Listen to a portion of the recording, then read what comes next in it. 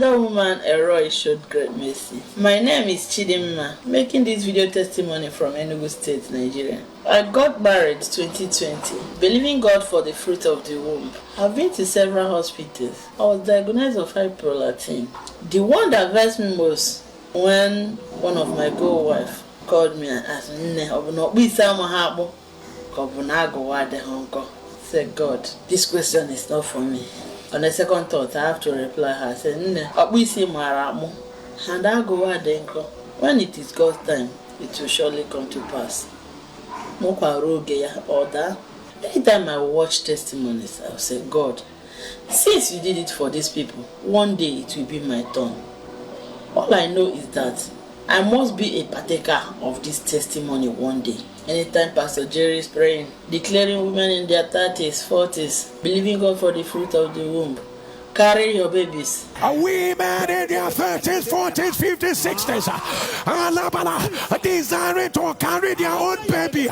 There are babies everywhere. There are babies everywhere. There are babies everywhere.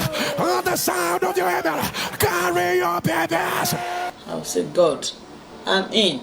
On 1st of August 2024, I said, God, before Pastor Jerry's birthday, I want my evidence earlier than expected. That very day, I was praying and crying. I said, God, all I need is your perfection. This is my marriage. Lo and behold, on 16th of that same August, I was not feeling fine. I said, let me just go and check. I went inside the bedroom. I collected my pregnant test strip. Use it and do check and do test. Lo and behold, 2 lines. Pastor Jerry will say, how will you shout? I couldn't shout. My husband came back, called him, honey, just come and see you. I said, what? Come and see. When I showed him the test strip, he couldn't hold himself. He started crying. Truly, God is working on this altar. God is really faithful. The next day, I went to the hospital to confirm. After the scan, I tested positive. I said, God, to you alone be all the glory. What you cannot do, indeed, does not exist. On Pastor Jerry's birthday, I went to the market. I bought cake. The distance is not a barrier. I ate, and I gave my husband, he ate as well. I have a smooth and let me just call it smooth and sweet pregnancy journey. No complication, nothing. On 31st of December 2024, I said, God, this baby you put inside of me, that's one thing I want to ask of you. I laid the foundation of this baby on this altar of fire. I pray that on the day of my delivery, I want to see my babies alive and myself alive. Lo and behold, on the 3rd of March 2025, Eroi blessed my family with 3 bouncing miracle babies. I call them miracle babies because I know what I passed through. Chineke abia sahara moku. Chisonwanya agabe dia abia sahara moku. Bless my family with 2 handsome boys and 1 beautiful girl.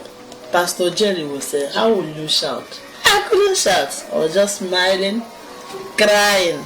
Say, God. So finally, Okwa Hirologia and Okwa Hadala. 2025, October 31st, Pastor Jerry. I'm celebrating my wedding anniversary. Not only me and my husband, with children. When I say children, I mean miracle babies. God bless my family indeed with wonderful, hefty miracle babies. Eroi, who did this to me? May your name be highly exalted. Pastor Jerry, I join the millions of people in the world to say, may the oil on your head never run dry. I want to thank God for his mercies. I want to thank God for what he did in the life of my son on 5th of this month, being on Wednesday. God restored my son back to life. On Wednesday, early in the morning, I followed a friend to Nyanya as early as 5:30 to 6. I left very early. So while we were at work, I held my phone and my earpiece. Anytime I'm leaving the house very early, that I could not stay at home and key into the altar, I usually go out with my earpiece. Wherever I am, I'll just socket it on my ear and be shouting amen. So that Wednesday, I have done that. I have kept my phone. Around after 9 to 10, my wife called me that in Kubwa General Hospital. I said, what is happening in Kubwa General Hospital? She was crying and said, I should come. I have to quickly tell the person I'm with that I need to go to Kubwa General Hospital now. I left. So within my mind, I was like, what is happening? What took them to General Hospital? I rushed down. I saw my son lying lifelessly on the bed. I called my wife outside. I said, what happened? He said that as she woke up in the morning, because my boy, even if he goes to bed by 4:30 a.m. in the morning, he must wake up by 7:30 in the morning. He doesn't wake up by 8, by 7:30. So that morning, 7:30, he did not wake up. 8 o'clock, he did not wake up. To 9, he did not wake up. So my wife was like, let her finish everything she was doing. She will now wake her up and bath him. So that morning, after doing everything, now trying to wake the boy up, he will carry him up, he will slump like this.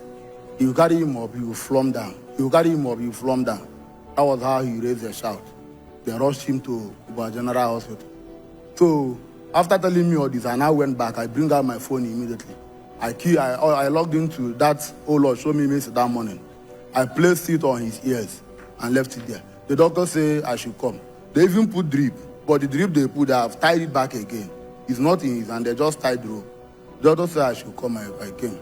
He said that he wanted to tell my wife. But when my wife said that I'm coming, he said if I come, he will tell me that he's afraid. But you have to tell me there is no life in my boy again. I said, which one is no life in my boy again? I asked him, are you married? He said, no. I said, it's because you don't have a child. If you have a child, you will not tell me what you just told me now. So I went back. I started praying. I placed my hand on the ground and declared, O earth, my father did not bury me, I will not bury my son. You will not receive my son's body. You will not receive any of my children's body. I started praying. I started declaring, whosoever a thing and it come to pass when the Lord have not spoken. I started declaring, nobody gave me that child. That child came as a blessing from God. Testimonies and stories that come from the birth of that boy. His name is Ekenedri Chukwuchukwu Emerie. Thank God because he has given me victory. I started thanking God. I was praying. At a point, I rushed up. I climbed back down to my house immediately. I brought a Holy Communion. I rushed back. The NSPPD was still playing. My boy is still lying there, lifelessly. I wanted to force the communion in his mouth. He's not passing. I just sprinkled it on his head, on his body. While we were praying there, my wife I said, Madam, go outside. You are disturbing this boy. We were praying, I was praying. Immediately while we were there, the other in children's ward, about 5 other children were admitted that place. So one baby started crying. The mother shouted, me, I don't nothing concern me, I'm still on my own first. So I was praying. As I was praying, that NSPPD was praying. Every declaration Papa was doing that day. While I was praying that prayer, fear wanted to come in me. I took away the spirit of fear. Well, another question that came to my head is, do you remember how your father died? I said, my son will not die. It's my father that died, it's not me. So even if anybody will die, it's me that will die first when it's time. And again, Pastor Jerry has not died. Why will my son die? So these are things I was just saying. I was comforting myself. Say that my son is sleeping. He's just sleeping. Maybe he overplayed in the dream. He's sleeping. This was what I comforted myself with. So as we are doing that, all of a sudden heat started coming out from his body. He started crying. He started moving his body. As he was moving his body, I shouted. My wife ran inside. He looked at my wife and called mommy. He looked at me. My wife now carried me. He looked at me and called me Bobo because he called me Bobo. This is my boy. This is the boy that the enemy wanted to take away from me.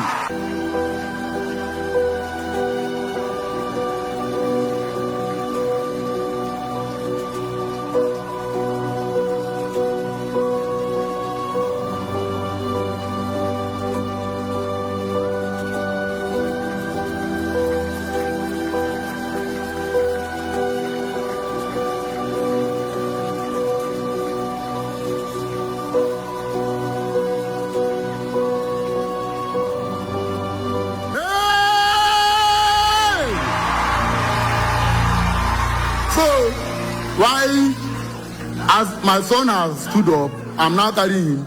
My wife was carrying him also. So I now have to. The woman that the baby started crying, start calling. Immediately he was calling his people, calling her husband, calling her sisters. I now have to pay attention. Let me know what they are saying. That the woman said that for the past 5 days that the baby has not cried, he has not urinated, he has not gone to toilet. Yeah. So that as that prayer was going on, as I was declaring that declaration, she herself was even shouting amen, amen, amen.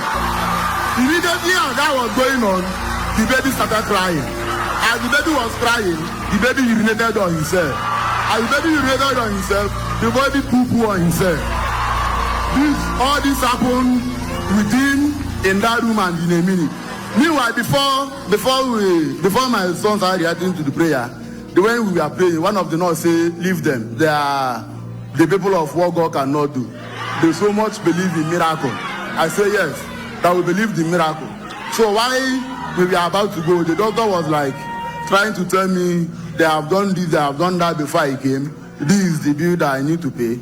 Immediately as he was saying that, the father of the baby that received his healing immediately say, what is he? The doctor said, don't worry, that he will clear everything. Leave him at home. That he's going to clear everything. So that is how Lord came through for me. I cannot thank God enough for what he's doing for me in the life of this boy. This my baby is 2 years and some months now. I want to thank God for Pastor J. Papa, God bless you. God bless you is an understatement. Pastor J.